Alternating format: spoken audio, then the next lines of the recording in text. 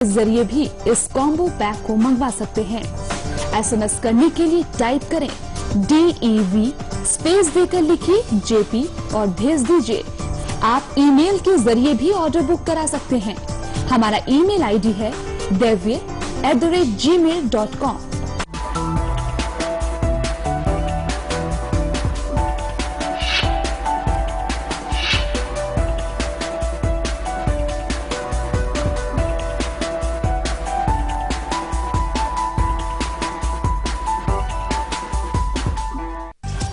दैवीय अनुसंधान संस्थान की दवाई पेन रिलीफ की कॉम्बो पैक की कीमत है मात्र 1365 रुपए।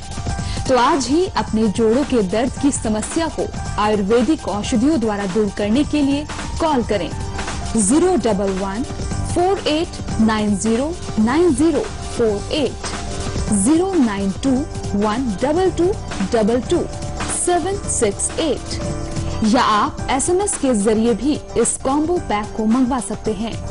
एसएमएस करने के लिए टाइप करें DEV स्पेस देकर लिखिए JP और भेज दीजिए। आप ईमेल के जरिए भी ऑर्डर बुक करा सकते हैं। हमारा ईमेल आईडी है devye@gmail.com।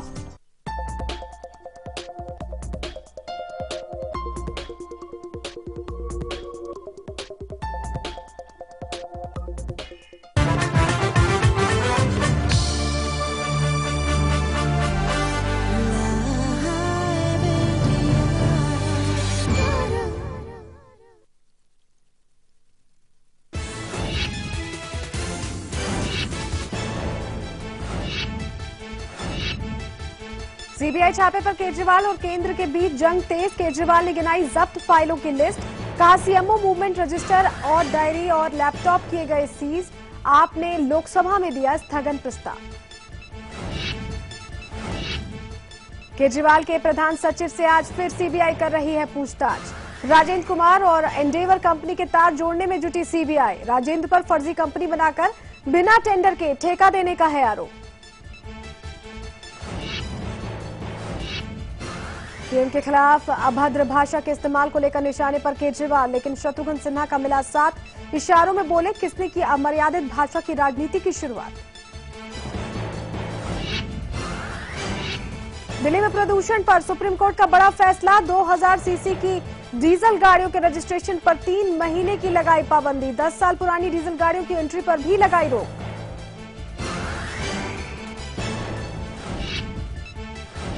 दिल्ली में लश्कर के 2 संदिग्ध आतंकी गिरफ्तार। क्रिसमस और नए साल के मौके पर राजधानी को दहलाने की थी साजिश।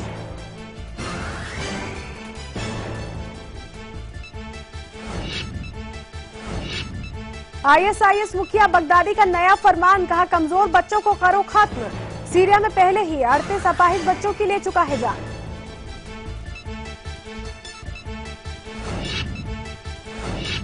निर्भया की तीसरी बरसी आज। लाइव इंडिया पर दिल्ली की सड़कों का सबसे बड़ा रियलिटी टेस्ट।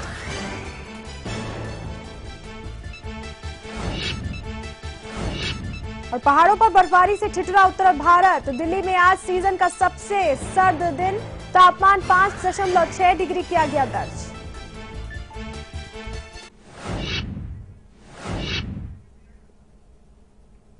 नमस्कार, मैं हूं आपके साथ सलोनी श्रीवास्तव अजमेरा और आप देख रहे हैं लाइव इंडिया। और चलिए अहम खबर से बुलेटिन की शुरुआत करते हैं।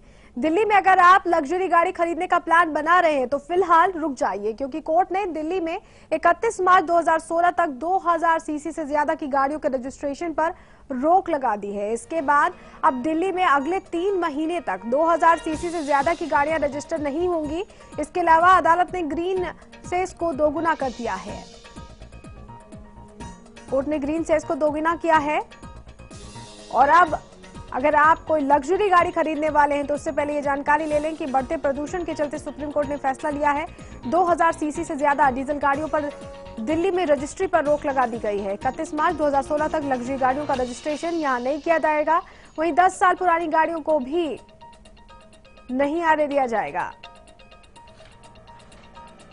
3 एक्सल से ज्यादा गाड़ी पर दिल्ली में ग्रीन सेस लगेगा। 2016 31 मार्च तक लग्जरी गाड़ियों का रजिस्ट्रेशन नहीं होगा। 10 साल पुरानी डीजल गाड़ियां दिल्ली में दाखिल नहीं हो पाएंगी। वहीं कोर्ट ने ग्रीन सेस भी दोगुना कर दिया है। ये बड़े फैसले सामने आए हैं। 3 एक्सेल से कम की गाड़ी पर दिल्ली में ग्रीन सेस रुपए 700 से बढ़कर 1400 रुपए लगेगा और 3 एक्सेल से ज्यादा बड़ी गाड़ी पर दिल्ली में अब सेस ज्यादा लगने वाला है, डबल कर दिया गया है। वहीं 10 साल पुरानी गाड़ी लेकर अगर आप दिल्ली आ रहे हैं तो आपको दिल्ली में दाखिल होने नहीं दिया जाएगा। ये बड़ा फैसला कोर्ट ने लिया है। 3 एक्सेल से कम गाड़ी पर दिल्ली में ग्रीन सेस 700 से 1400 कर दिया गया है। वहीं 3 एक्सेल से अगर ज्यादा सेस की गाड़ी है तो 1400 से 2800 कर दिया गया है। ये बड़ा फैसला लिया गया है। दिल्ली में एसयूवी पर एक सुप्रीम बैन ये लग गया है। फिलहाल 3 महीनों तक आपका लग्जरी गाड़ियों का सपना पूरा नहीं हो पाएगा। अखिलेश राय हमारे सहयोगी फोन लाइन पर हमारे साथ जुड़ गए हैं। अखिलेश, ये बड़ा फैसला आया है।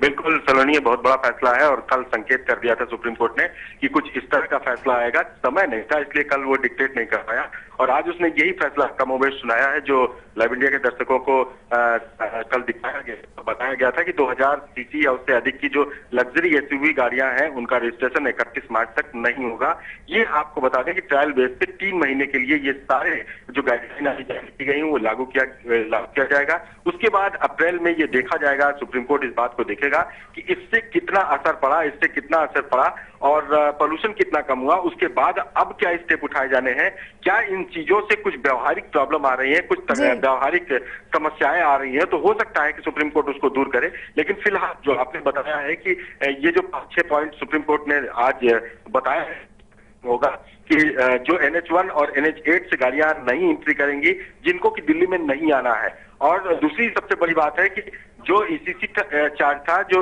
ग्रीन टैक्स जिसको बोला जाता था, दिल्ली में एंट्री करेंगी ट्रकें, उन पर दोगुना कर दिया गया है। यानी कि पहले 700 मिनिमम था वो 1400 हो चुका है और जो 1300 था वो 2600 हो चुका है। यानी कि अब सुप्रीम कोर्ट ने हर तरफ से एक जो पर्यावरण की कमेटी थी, जो इन्वायरमेंटलिस्ट थे, जो अपने जो एमाइकस के जरिए, हरीश साल्वे के जरिए जो रिपोर्ट मिली थी उसके आधार पर एक खाका खींचा है कि किस तरह से अगर इन लोगों ने ये सिफारिश की है तो इस पर एक काम करके देखा जाए, 3 महीने के लिए इसे लागू किया जाए। उसके बाद सुप्रीम कोर्ट ये जरूर देखेगा कि क्या इससे फायदा होता है और अगर होता है तो क्या इससे किसी को व्यवहारिक दिक्कतें तो नहीं आती हैं, उसमें कुछ और ऐड किए जाने की जरूरत है या कुछ चीजें संशोधित किए जाने की जरूरत है, ये सुप्रीम कोर्ट देखेगा। लेकिन फिलहाल ये इरादा जब्त किया है कि दिल्ली में जो प्रदूषण हो रहा था उस पर कोई समझौता नहीं किया जाएगा। ये एक बात अहम और है कि जो ऐप बेस्ड टैक्सीज चलती हैं, जैसे ओला हो गई, तमाम टैक्सीज हो गई, उनको अब सीएनजी में बदल दिया जाएगा। उनको कहा गया है कि 31 मार्च तक आप पूरी तरह से सीएनजी में बदल जाए, वो डीजल की गाड़ियां नहीं होंगी। तो कुल मिलाकर कहा जाए कि किसी भी तरह से सुप्रीम कोर्ट ने एक बीच का रास्ता निकालने की कोशिश की है कि आम आदमी को भी बहुत ज्यादा परेशानी ना हो और कम से कम कुछ ऐसे उपाय किए जाएं कि प्रदूषण भी कम हो। आपको याद होगा कि एक रिपोर्ट यहाँ पे आई थी जिसमें कहा गया था कि जो एसयूवी गाड़ियां हैं, 2000 सीसी से ऊपर की गाड़ियां हैं, वो बहुत ज्यादा प्रदूषण करती हैं। उसकी एक गाड़ी के जगह पे 8 पेट्रोल की कार उसके बराबर जो प्रदूषण करती है वो अकेले करती है। इस आधार पर सुप्रीम कोर्ट ने यह फैसला लिया। अब देखना है कि 31 मार्च तक क्या कुछ रिजल्ट आता है, ये देखने वाली बात होगी। सलोनी, अखिलेश, आप हमारे साथ जुड़े रहेगा। अभी अपडेट आ रहा है, हम दर्शकों को बता दें कि अब 2005 से पुरानी गाड़ियां दिल्ली में एंट्री नहीं कर पाएंगी। बुराड़ी रोड पर कमर्शियल वाहन पूरी तरह से बंद कर दिए जाएंगे। अखिलेश हमारे साथ लगातार जुड़े हुए हैं। अखिलेश, ये जो फैसले आ रहे हैं, लग्जरी गाड़ियों का सपना जो लोग देख रहे हैं, ज्यादातर लोग प्रेफर करते हैं एसयूवीज, तो उनके लिए भी ये झटका है क्योंकि रजिस्ट्रेशन दिल्ली में नहीं हो पाएगा फिलहाल। बिल्कुल, उनका रजिस्ट्रेशन में नहीं हो पाएगा, लेकिन लग्जरी गाड़ी में अगर आपकी 2000 सीसी से ऊपर की डीजल है, तो अगर पेट्रोल है तो हो सकता है रजिस्ट्रेशन हो जाएगा। लेकिन डीजल गाड़ियों का आपको बता दें कि ये डीजल गाड़ियों के लिए है कि जो 2000 सीसी से ऊपर की डीजल गाड़ियां हैं, एसयूवी गाड़ियां हैं, उनका नहीं होगा। लेकिन जो उसमें पेट्रोल वर्जन है उसका हो जाएगा। तो एक तरह से कहें कि सुप्रीम कोर्ट ने जो रिपोर्ट, कमेटी की रिपोर्ट आई थी, सेंटर फॉर एनवायरमेंट साइंस की जो रिपोर्ट थी, उसके आधार पर सुप्रीम कोर्ट ने लंबी सुनवाई की।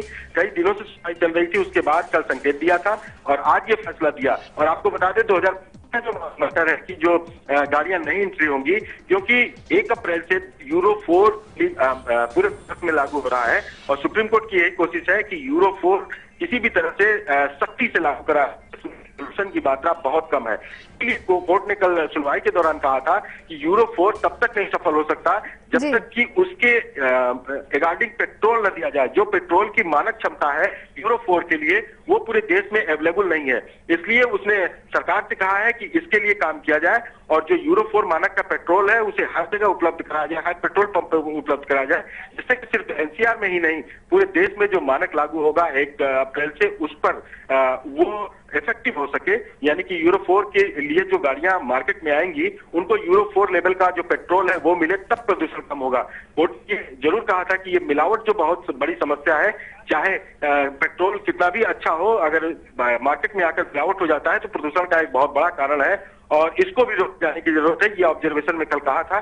तो हर स्तर पर कोर्ट ने कोशिश की है कि इसे रोका जाए, इसे प्रदूषण को किसी भी तरह से कम किया जाए। दिल्ली में तो जिस तरह से अदालत की भी टिप्पणी थी कि गैस चेंबर बनती जा रही है, उसको खत्म करने की कोशिश किया जाए। ये सारी चीजों को देखते हुए उन्होंने अभी एक 3 महीने के लिए एक कदम उठाया है।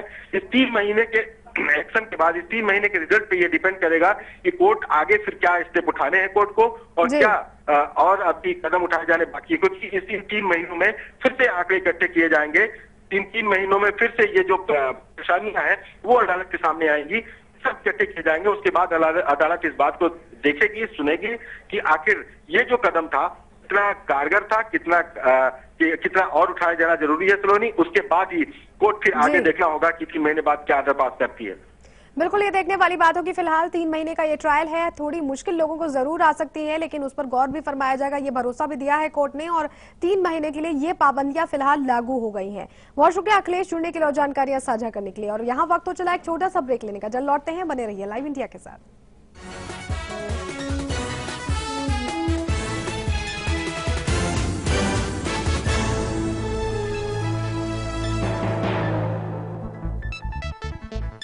आपका साधारण टैंक में लगातार प्रॉब्लम, तो प्लम्बर के साथ ऐसा करीबी रिश्ता जुड़ेगा ही। ले आइए सिंटेक्स का triple layered water storage solution. Sintex, we make sense. कहानी ये है कि एक शादीशुदा औरत अपने आप को अनमैरिड बताती है और वो औरत मेरी पत्नी है। कहानी ये है कि इस ऑफिस के बॉस अपने सुंदर सुशील एम्प्लॉय की शादी अपने हैंडसम भतीजे से कराना चाहती है। कहानी दरअसल ये है कि उसका जो पति है ना, वो नहीं चाहता है कि उसकी मैरिड पत्नी पर उसके बॉस का अनमैरिड भतीजा डोरे डाले। विमल पान मसाला प्रेजेंट साहिब, बीवी और बॉस 21 दिसंबर से हर सोमवार से शुक्रवार रात 10 बजे सिर्फ सब पर। 16 दिसंबर की वो काली रात जिसने दहला दिया दुनिया की हर लड़की को। दिल्ली की इन्हीं सड़कों पर जब रौंदी जाती रही इंसानियत, 3 साल बाद क्या बदली है निर्भया की दिल्ली। बसों में चढ़ते वक्त, ऑटो को रोकते वक्त, रात के अंधेरे तक सुनसान सड़क पर क्या बदली है दिल्ली। लाइव इंडिया का सबसे बड़ा रियलिटी टेस्ट, निर्भया की दिल्ली 3 साल बाद।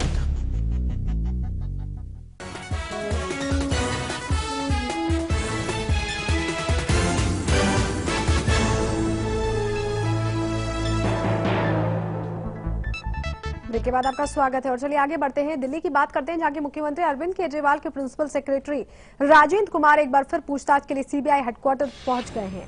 सीबीआई ने कल ही राजेंद्र कुमार से कई घंटे पूछताछ की थी और देर रात छोड़ दिया था। सीबीआई ने कल राजेंद्र कुमार से 7 घंटे तक पूछताछ की और फिर देर रात उन्हें छोड़ा गया। कल सचिवालय में छापा मारने के बाद सीबीआई राजेंद्र कुमार को पूछताछ के लिए अपने हेडक्वार्टर्स ले गई थी, जिसके बाद माना जा रहा था कि सीबीआई उन्हें गिरफ्तार भी कर सकती है, लेकिन पूछताछ के बाद उन्हें देर रात को छोड़ दिया गया। दूसरी तरफ राजेंद्र कुमार के खिलाफ न्यू फ्रेंड्स कॉलोनी थाने में एक्साइज एक्ट 33 और 38 के तहत मामला दर्ज किया गया है। तो सीबीआई मुख्यालय पहुंच चुके हैं राजेंद्र कुमार। आज उनसे फिर पूछताछ की जा रही। कल काफी लंबी 7 घंटे की पूछताछ उनसे की गई और उम्मीद ये की जा रही थी कि सीबीआई गिरफ्तार कर सकती है, लेकिन उन्हें कल रात छोड़ दिया गया और आज सुबह फिर पहुंच गए हैं। कल 7 घंटे लंबी पूछताछ हुई थी राजेंद्र कुमार से। देर रात राजेंद्र कुमार को छोड़ दिया था सीबीआई ने और आज फिर दफ्तर पहुंच चुके हैं सीबीआई हेडक्वार्टर्स, जहां पर राजेंद्र कुमार से आज पूछताछ होगी। कल 7 घंटे की लंबी पूछताछ उनसे की जा चुकी है। राजेंद्र कुमार के खिलाफ एक मामला भी अब दर्ज किया गया है न्यू फ्रेंड्स कॉलोनी में। ये मामला दर्ज किया गया है। बताया जा रहा है कि एक्साइज एक्ट 33 और 38 के तहत ये केस दर्ज हुआ है।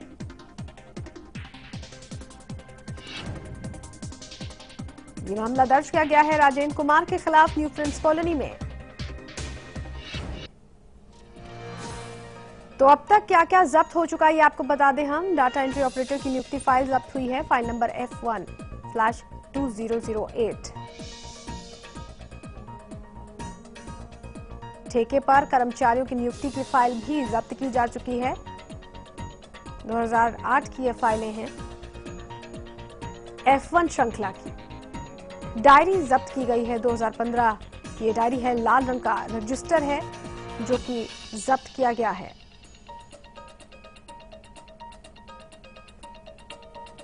सेक्शन डायरी, सफेद रंग का रजिस्टर, 16/2/15, 5/3/15 फरवरी से मार्च के बीच का ये रजिस्टर भी जब्त किया गया है। आवाजाही का रजिस्टर जब्त किया गया है, सफेद रंग का रजिस्टर, 16/11/15, 14/12/15 यानी कि नवंबर दिसंबर।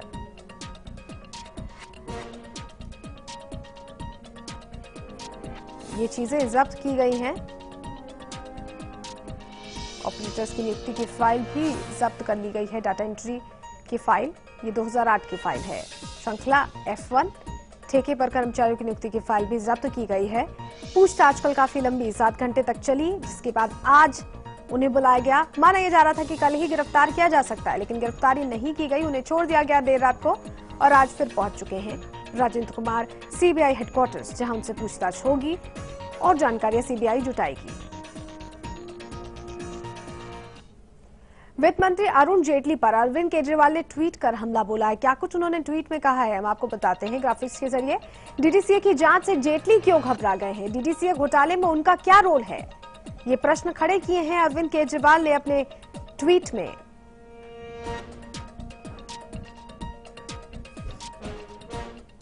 जब्त की गई फाइलों को लेकर कई सवाल उठ रहे हैं। क्या हैं वो सवाल, आपको बताते हैं हम किस तरह के सवाल इन फाइलों को जब्त करने के बाद उठ रहे हैं। 2002 से 2012 के तमाम मामले हैं इस बीच के। फिर 2015 के रजिस्टर क्यों जब्त किए गए हैं, ये सवाल खड़ा हो रहा है। क्या 2015 की फाइलों में छिपा है राजेंद्र कुमार की गड़बड़ियों का राज? ये प्रश्न खड़े होते हैं। जिस तरह से 2015 की फाइलें जब्त की गई हैं, डाटा एंट्री की नियुक्ति मामले की फाइलों में सीबीआई की दिलचस्पी इतनी क्यों है?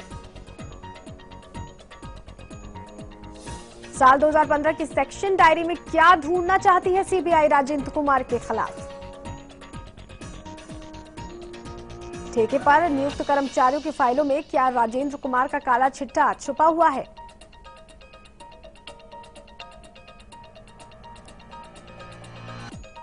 चीजें जब्त की गई हैं, उनसे कई तरह के सवाल खड़े हो रहे हैं। 2002 से 2012 के बीच बताया जा रहा था कि तमाम मामले हैं, लेकिन 2015 के रजिस्टर भी जब्त किए गए हैं। आखिर क्यों 2015 के रजिस्टर्स जब्त किए गए? क्या 2015 की फाइलों में ही छिपा है राजेंद्र कुमार की सारी करतूतों का राज?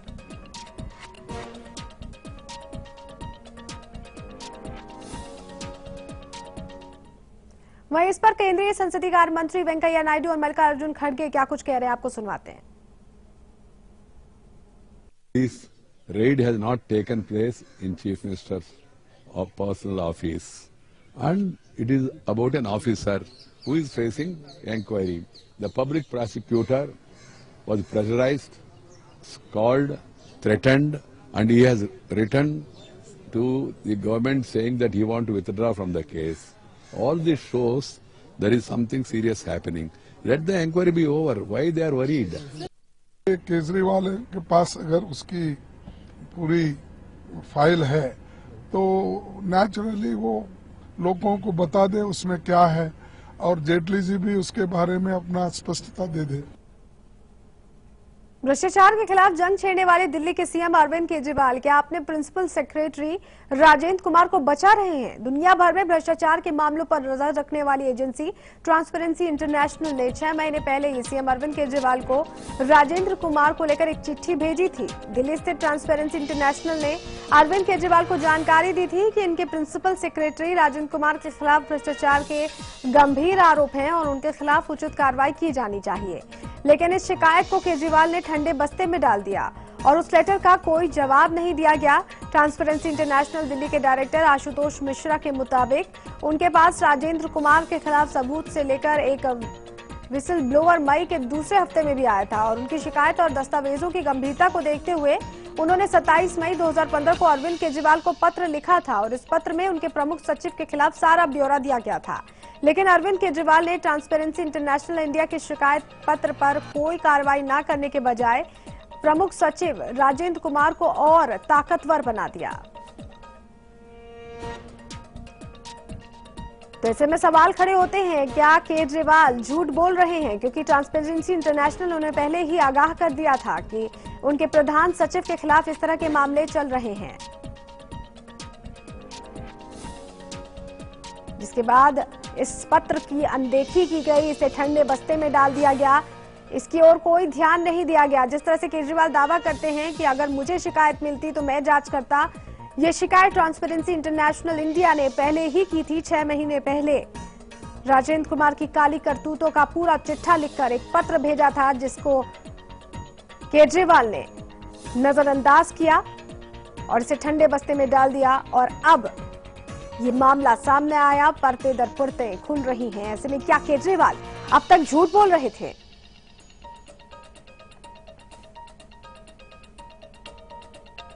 केजरीवाल कहते हैं कि भ्रष्टाचार के खिलाफ उनकी जंग है। ये कैसी जंग है? जब 6 महीने पहले ही पत्र मिला तो क्यों नहीं एक्शन लिया गया?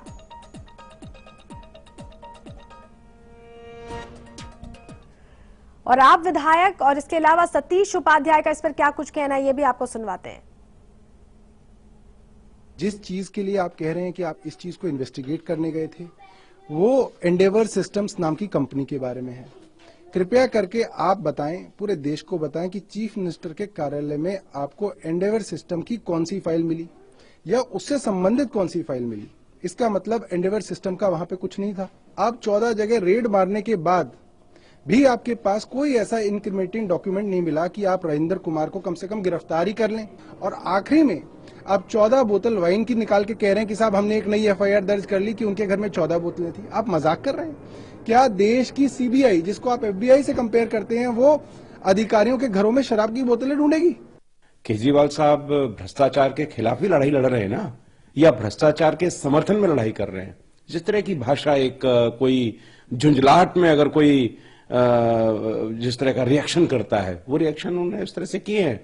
और वास्तव में अगर देखा जाए तो ये सरकार जो अन्ना के आंदोलन में भ्रष्टाचार को खत्म करने के लिए बनी थी, दिल्ली के लोगों को, देश के लोगों को बहुत आशाएं थी, लेकिन जिस तरह से एक के बाद एक दर्जन 2 दर्जन एमएलए इनके जिस तरह से लिप्त हैं, जिस तरह से अधिकारी पकड़े जा रहे हैं और जिस तरह से संरक्षण ये दे रहे हैं, तो दिल्ली सचिवालय एक तरह से पनाहगार बन गया है इस तरह के पॉलिटिकल और जो अधिकारी हैं उनको पनाह देने का। वहीं सीबीआई छापे के बाद आज केजरीवाल पहली बार दफ्तर पहुंचेंगे। कल पूरे दिन सीबीआई की रेड चली और केजरीवाल दफ्तर नहीं गए थे। आज वो रेड के बाद पहली बार दफ्तर पहुंच रहे हैं। उम्मीद यही है कि वो दफ्तर पहुंचने के बाद फाइलें गायब होने का आरोप लगाएंगे। माना जा रहा है कि आज वो अपने दफ्तर की फाइलों के जब्त होने को लेकर ही केंद्र पर निशाना साधेंगे, क्योंकि कल ही केजरीवाल ने इस जंग का रुख जेटली की तरफ मोड़ दिया था। तो आज जब पहुंचेंगे दफ्तर, उसके बाद क्या कुछ कहते हैं, ये भी देखने वाली बात होगी। वहीं शत्रुघ्न सिन्हा ने पीएम मोदी पर दिल्ली के मुख्यमंत्री अरविंद केजरीवाल की भाषा की आलोचना की है। ट्वीट कर शॉटगन ने कहा है कि पीएम के खिलाफ ऐसी भाषा का इस्तेमाल करना सही नहीं है। क्या लिखा है उन्होंने, आपको बताते हैं। डैशिंग और डायनामिक पीएम के खिलाफ जिस तरह की भाषा का इस्तेमाल दिल्ली के मुख्यमंत्री ने किया है वो सही नहीं है, लेकिन इस तरह की भाषा का इस्तेमाल किसने शुरू किया, ये प्रश्न भी छोड़ दिया है उनका ये ट्वीट।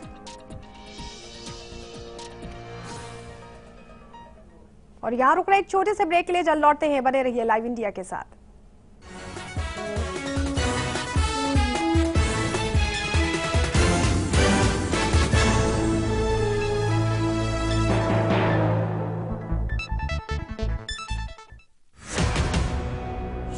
दिसंबर की वो काली रात जिसने दहला दिया दुनिया की हर लड़की को। दिल्ली की इन्हीं सड़कों पर जब रौंदी जाती रही इंसानियत, 3 साल बाद क्या बदली है निर्भया की दिल्ली? बसों में चढ़ते वक्त, ऑटो को रोकते वक्त, रात के अंधेरे तक सुनसान सड़क पर क्या बदली है दिल्ली? लाइव इंडिया का सबसे बड़ा रियलिटी टेस्ट, निर्भया की दिल्ली 3 साल बाद।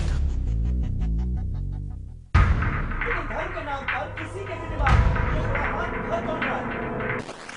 मुझे सीधा जवाब चाहिए। सवाल में उत्तर क्या है? जिम्मेदारी गलती किसकी है? झगड़ा कराना हमारा मकसद बिल्कुल नहीं है। मेरे सवाल का जवाब क्यों नहीं दे रहे? जिम्मेदारी तो आपकी सरकार की भी है ना, उसका भी जवाब आपको ही देना पड़ेगा।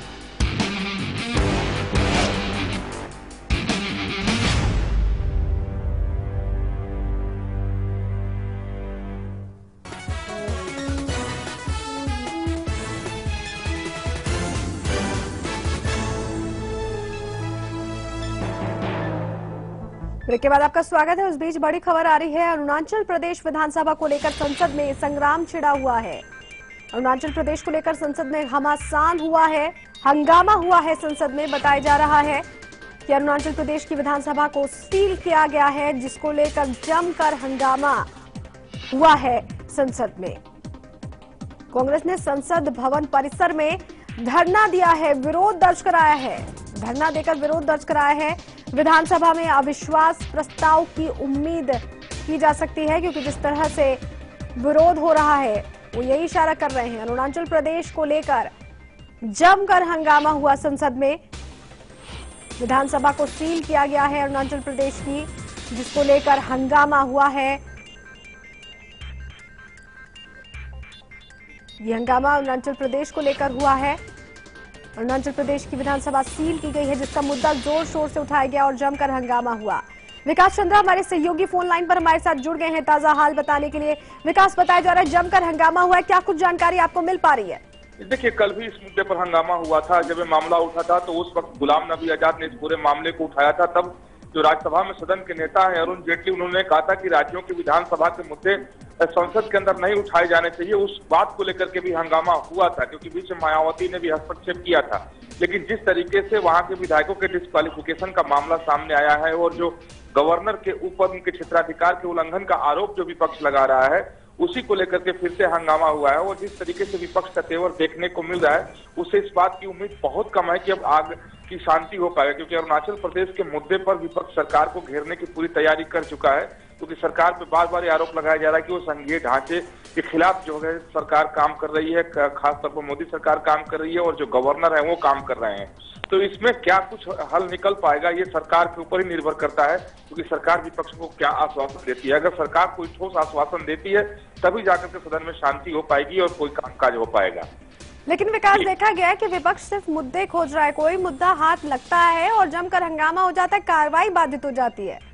देखिए, ये तो विपक्ष की रणनीति है, या कोई भी जब सरकार, इसके पहले जब यूपीए की सरकार थी तो बीजेपी भी वही काम किया करती थी जो आज कांग्रेस करती है। यानी कोई भी मुद्दा जब सरकार के खिलाफ मिलता है तो उसको एक हथियार के रूप में प्रयोग किया जाता है। लेकिन एक दुर्भाग्य की बात यह है कि इस बार कुछ ज्यादा ही इस मामले में हो रहा है कि कामकाज का परवाह किसी को नहीं है। यानी छोटे से छोटे मुद्दे को भी राज्यसभा या लोकसभा में उठाया जा रहा है और हंगामा हो रहा है, जिससे कोई भी महत्वपूर्ण काम नहीं हो पा रहे हैं। खास तौर पर देखिए कि तमाम महत्वपूर्ण बिल लंबित है। राज्यसभा की सूची में 16 ऐसे बिल हैं जिसका होना बहुत जरूरी है, लेकिन एक भी इंट्रोड्यूस नहीं हो सका है, तो ये दुर्भाग्य की बात है। बिल्कुल, तो ऐसी हालत हो गई है विधानसभा की, और जिस तरह से सील किया गया उसको लेकर प्रश्न खड़े किए गए और हंगामा हुआ संसद परिसर में। धरना प्रदर्शन भी दिया गया कांग्रेस की तरफ से। बहुत शुक्रिया जुड़ने के लिए विकास और जानकारियां साझा करने के लिए। और इसी के साथ इस बुलेटिन में इतना ही, लेकिन देश दुनिया की तमाम खबरों के लिए आप जुड़े रहिए लाइव इंडिया के साथ। नमस्कार।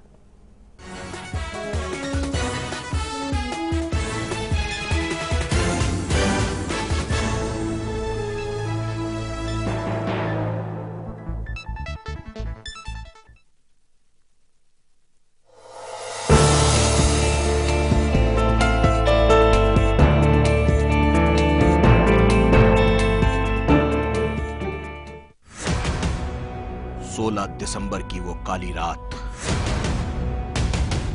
जिसने दहला दिया दुनिया की हर लड़की को। दिल्ली की इन्हीं सड़कों पर जब रौंदी जाती रही इंसानियत, 3 साल बाद क्या बदली है निर्भया की दिल्ली? बसों में चढ़ते वक्त, ऑटो को रोकते वक्त,